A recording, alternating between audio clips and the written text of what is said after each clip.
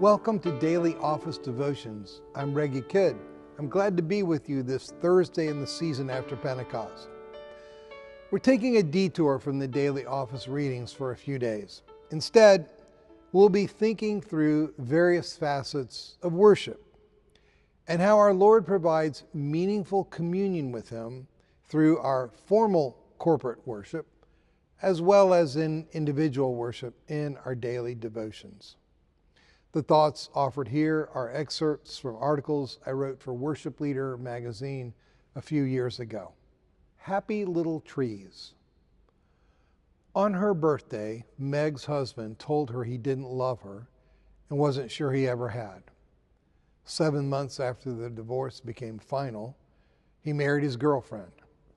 By a happy coincidence, Meg was out of town visiting my family the day of her ex-husband's wedding. How to spend that day?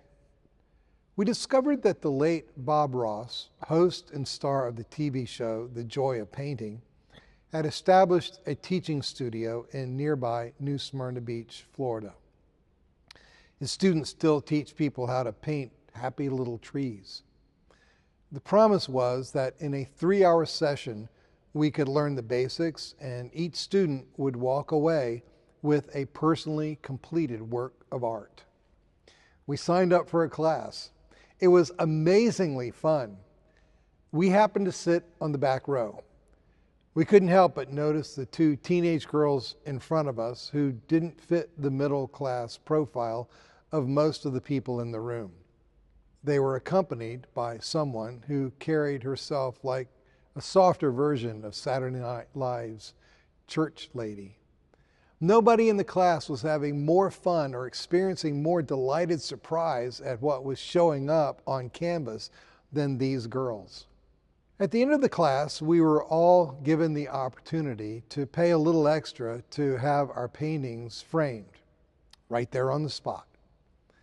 Who wouldn't want to do that after discovering they could actually paint something not just recognizable, but really kind of cool? I failed to catch the wistfulness on the two girls' faces as they watched classmates' paintings being framed, but Meg noticed. Quietly, she asked the proprietor if she could pay for the girls' frames. Stunned, he obliged. The girls were thrilled. My throat tightened. I knew that Meg's divorce had strained her in every way, financially as well as emotionally.